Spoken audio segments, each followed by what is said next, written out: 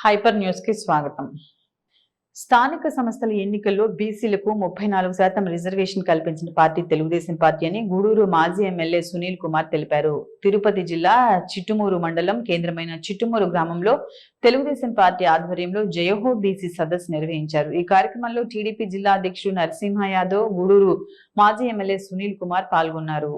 చిట్టమూరు గ్రామంలో జరిగిన జయహో బీసీ సదస్సులో గూడూరు మాజీ ఎమ్మెల్యే సునీల్ కుమార్ మాట్లాడుతూ బీసీలు తెలుగుదేశం పార్టీకి వెన్నుముకగా నిలుస్తున్నారని, పార్టీ ప్రారంభం నాటి నుండి బీసీలకు అత్యధిక ప్రాధాన్యత ఇచ్చిన రాజకీయ పార్టీ తెలుగుదేశం పార్టీ అని పేర్కొన్నారు. బీసీల అభివృద్ధి కోసం నారా చంద్రబాబు నాయుడు స్థానిక సంస్థల్లో బీసీలకు 34% రిజర్వేషన్లు కల్పించారని, వైసీపీ పాలనలో ముఖ్యమంత్రి జగన్మోహన్ రెడ్డి స్థానిక సంస్థల ఎన్నికల్లో బీసీలకు రిజర్వేషన్ 24% తగ్గించారని, ఎందుకు బీసీలకు స్థానిక సంస్థల్లో పోటీ చేసే అవకాశం కల్పించలేదని వైసీపీని బీసీలు ప్రశ్నించాలని కోరారు. రాష్ట్రంలో సుమారు 60% ఉన్న బీసీలు సంక్షేమాన్ని గాలికి వదిలేసిన వైసీపీని రాష్ట్రం నుండి పంపించాలని సునీల్ కుమార్ బీసీలకు విజ్ఞప్తి చేశారు. ఈ కార్యక్రమంలో తెలుగుదేశం పార్టీ బీసీ విభాగం నాయకులు, స్థానిక మండల కమిటీ నాయకులు తదితరులు పాల్గొన్నారు.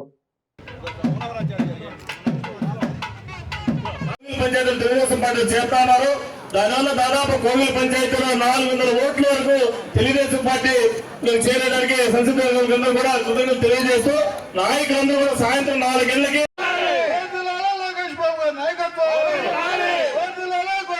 నరసింహరావు గారి నాయకత్వం, సునీల్ కుమార్ గారి నాయకత్వం,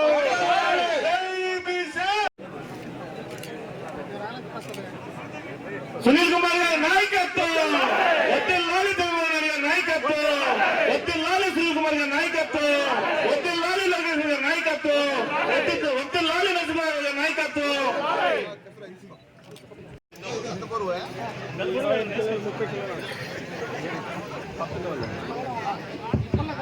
వాళ్ళ టోపీ తెచ్చినారు సోదరులు, అది ఒకటే కోరుతున్నాం.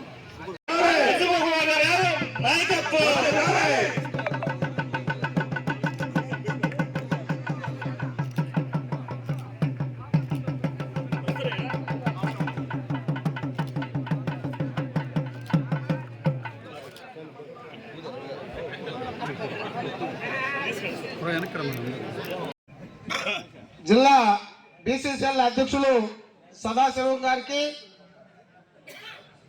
రాష్ట్ర తారక రామారావు గారు మన బీసీలకి 20% రిజర్వేషన్ కల్పించాడు. బాగా గుర్తుపెట్టుకోండి, యూత్ పిల్లలు తెలియజేమో కానీ పెద్దలకంతా తెలుసు.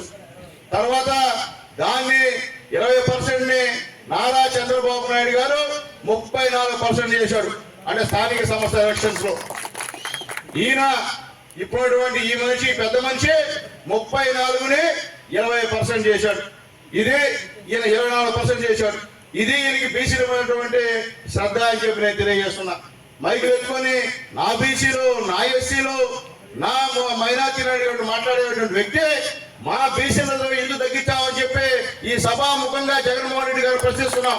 ఎందుకు తగ్గించావు మమ్మల్ని బాగుపడతారని నీకుంటే మాకు ఇంకా రిజర్వేషన్ పెంచు, మా కులాలు ఎక్కువైనా ఇప్పుడు దాదాపు 300 కులాలు బీసీలో ఆ పని చేయకుండా మాకు స్థానిక సమస్య ఎలక్షన్ లో ఇప్పుడే చెప్పారు చంద్రబాబు స్పష్టంగా మీకు ఈ యొక్క మండలంలో ఎక్కడ కూడా బీసీ రిజర్వేషన్ లేకుండా 1-2 రిజర్వేషన్ తో సరిపెట్టుకున్నటువంటి ప్రభుత్వం ఈ వైఎస్ఆర్ కాంగ్రెస్ పార్టీ ప్రభుత్వం అని చెప్పి నేను మీకు తెలియజేస్తున్నా.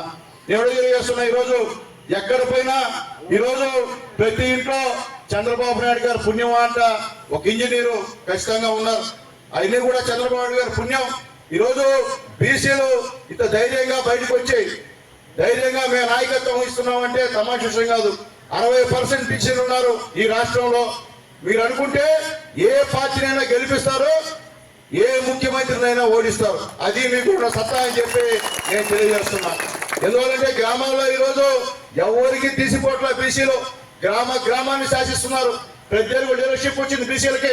చదువుకున్న యువత ఉన్నారు, వాళ్ళు కూడా లీడర్షిప్ గా పనిచేసి ఈరోజు ఆ గ్రామం పోతే ఫలాన్ని బీసీ చెప్తే వింటారా అని చెప్పిన పరిస్థితికి ఈ రోజు మన బీసీలు ఎదిగారని చెప్పి నేను తెలియజేస్తున్నా. ఈరోజు సెకండ్ ప్లేస్ అంటే కోటేశ్వరం ఫస్ట్ ప్లేస్ ఉన్నా ఈ రాష్ట్రంలో సెకండ్ ప్లేస్ ఉండేది బీసీలే అని చెప్పి నేను తెలియజేస్తున్నా. కాబట్టి అటువంటి బీసీలు తెలుగుదేశం పార్టీకి వెన్నెముక అని చెప్పి నేను తెలియజేస్తున్నా.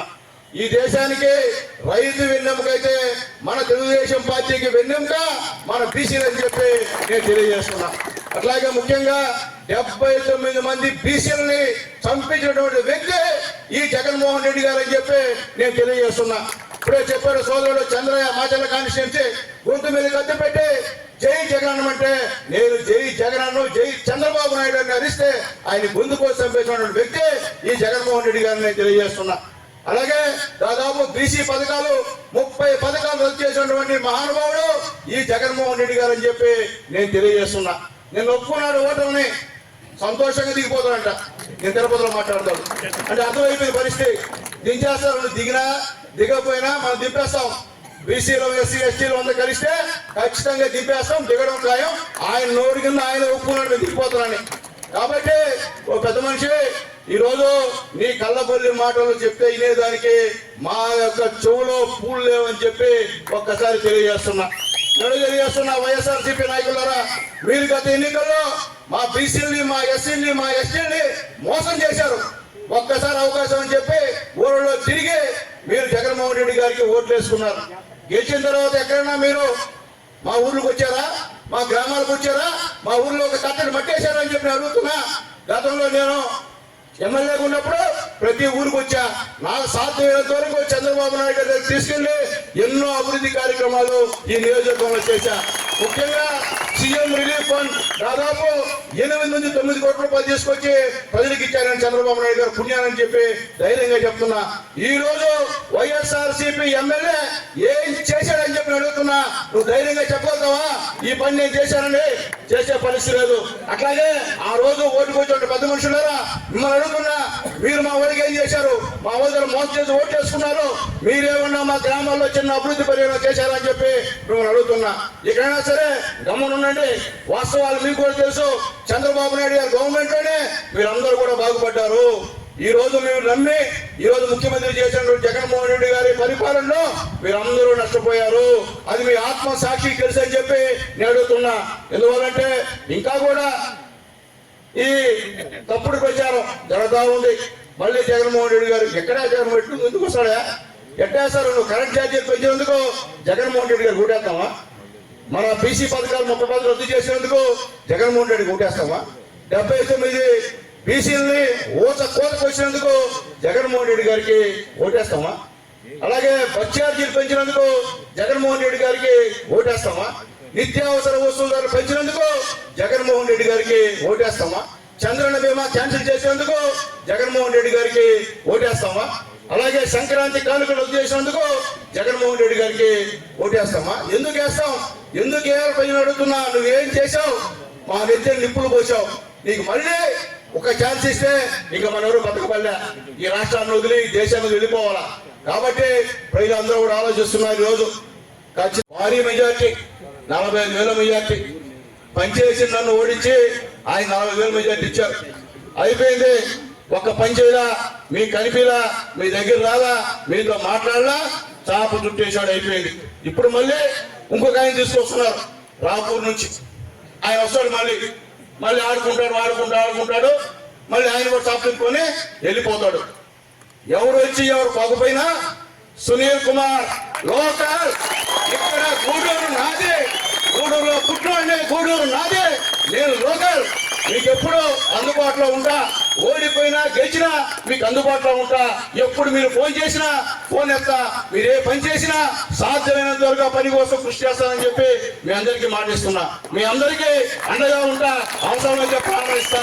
ఖచ్చితంగా మీ గ్రామాల్లో మీరు మీ గ్రామ ప్రజలకు ఏ వాగ్దానాలు చేశారో ఖచ్చితంగా రేపు బాబు గారు ముఖ్యమంత్రి అయిన తర్వాత అవన్నీ కూడా నెరవేర్చి మీ యొక్క నాయకత్వాన్ని మీ గ్రామాల్లో పెంచాలని చెప్పి మీ అందరికీ తెలియజేస్తూ ఈ అవకాశం ఇచ్చినటువంటి రోడ్డు ప్రమాదాలు జరగకుండా పాటించవలసిన జాగ్రత్తలపై ప్రతి ఒక్కరూ అవగాహన కలిగి ఉండాలని Gudur motor vehicle inspector Sunil వెల్లడించారు. రహదారి భద్రతా మాస ఉత్సవాల్లో భాగంగా ఎంవై సునీల్ తిరుపతి జిల్లా గూడూరు పట్టణంలోని విద్యార్థినులకు రోడ్డు ప్రమాదాలు జరగకుండా తీసుకోవాల్సిన సూచనలు, జాగ్రత్తలపై అవగాహన కల్పించారు.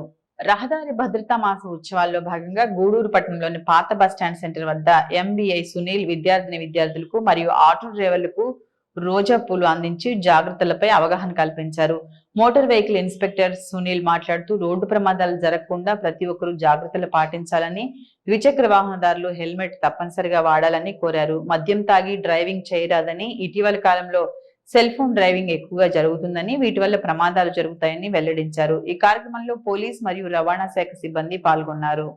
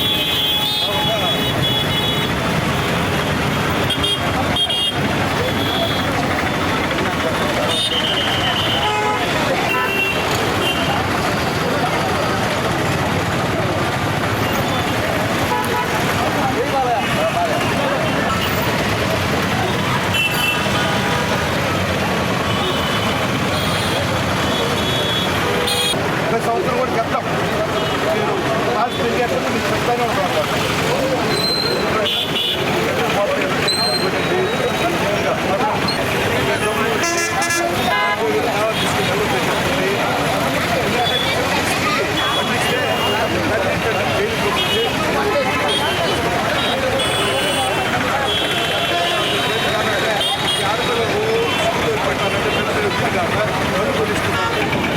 ట్రాన్స్పోర్ట్ కమిషనర్ ఉత్తర్వుల మేరకు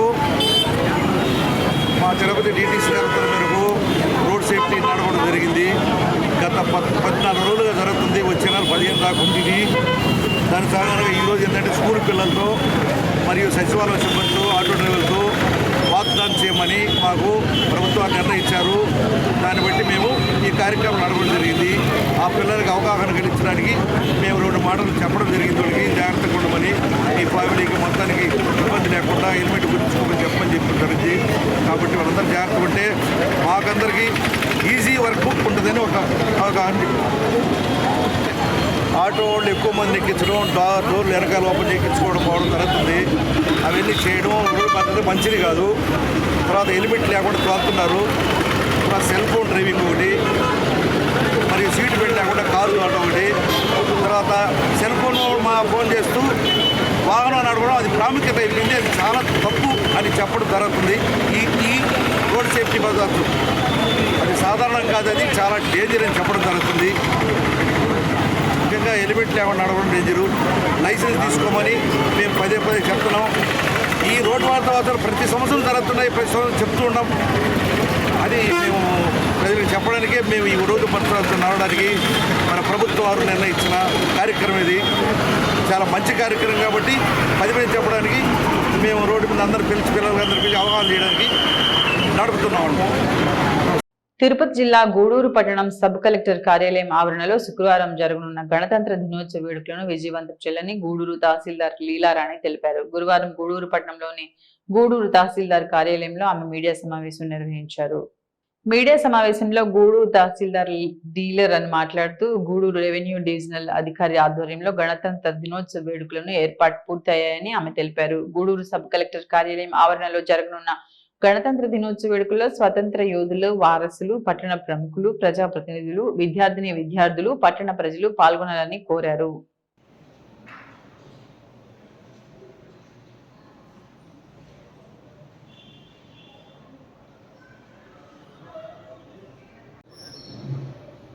అందరికీ నమస్కారము. గూడూరు మండల ప్రజలందరికీ కూడా రేపు జనవరి 26 75వ రిపబ్లిక్ డే సందర్భంగా మన గూడూరు ఆర్డీఓ ఆఫీస్ ప్రాంగణంలో గౌరవనీయులు గూడూరు రెవెన్యూ డివిజనల్ అధికారి వారైన సార్ ఆధ్వర్యంలో మరి జెండా ఆవిష్కరణ జరుగుతుంది. ఈ కార్యక్రమం సందర్భంగా మరి అనేక సాంస్కృతిక కార్యక్రమాలు మండలంలో ఉన్న విద్యార్థుల చేత ఏర్పాటు చేయించడానికి డిప్యూటీ టీవీఓ గారు వాళ్ళంతా ప్లాన్ చేసుకుని ఉన్నారు. మరి కార్యక్రమం చక్కగా జరుగుతుంది కాబట్టి మండల ప్రజలందరూ కూడా హాజరయ్యి విజయవంతం చేయవలసిందిగా ప్రతి ఒక్కరిని కూడా పేరు పేరున మీడియా ముఖంగా అందరికీ కూడా ఆహ్వానం తెలియజేస్తున్నాము. అదేవిధంగా మీడియా మిత్రులందరికీ కూడా ప్రత్యేకంగా ఈ కార్యక్రమానికి హాజరవ్వమని చెప్పేసి తెలియజేస్తున్నాము. Thank you so much. దేశ అభివృద్ధికి కృషి చేసే మంచి నాయకుడిని ఓటు ద్వారా ఎన్నుకోవచ్చని 18 సంవత్సరాల వయసు నిండిన ప్రతి ఒక్కరూ ఓటు నమోదు చేసుకోవాలని గూడూరు మండల తహసీల్దార్ లీలారాణి కోరారు. జాతీయ ఓటర్ దినోత్సవంలో భాగంగా తిరుపతి జిల్లా గూడూరు పట్టణంలో పట్టణ ప్రజలకు ఓటుపై అవగాహన కల్పిస్తూ విద్యార్థులు ర్యాలీ నిర్వహించారు. జాతీయ ఓటర్ దినోత్సవం సందర్భంగా గూడూరు పట్టణంలోని సబ్ కలెక్టర్ కార్యాలయం నుండి విద్యార్థులతో ఏర్పాటు చేసిన ర్యాలీని తహసీల్దార్ లీలారాణి ప్రారంభించారు. అనంతరం టవర్ క్లాక్ సెంటర్ వద్ద మానవహారం నిర్వహించారు. తహసీల్దార్ లీలారాణి మాట్లాడుతూ మంచి నాయకుడిని ఎన్నుకునేందుకు ఓటు తప్పనిసరిగా ఉండాలని, ఓటు యొక్క ప్రాముఖ్యతను తెలియజేస్తూ ర్యాలీ నిర్వహిస్తున్నామని తెలిపారు. 18 సంవత్సరాల వయసు నిండిన ప్రతి ఒక్కరూ ఓటు నమోదు చేసుకోవాలని, అలాగే ఓటు ఉన్నవారు తప్పనిసరిగా ఎన్నికలప్పుడు ఓటును వినియోగించుకోవాలని సూచించారు. ఈ ర్యాలీలో మున్సిపల్ కమిషనర్ వెంకటేశ్వరరావు, ఉపాధ్యాయులు, రెవెన్యూ సిబ్బంది పాల్గొన్నారు.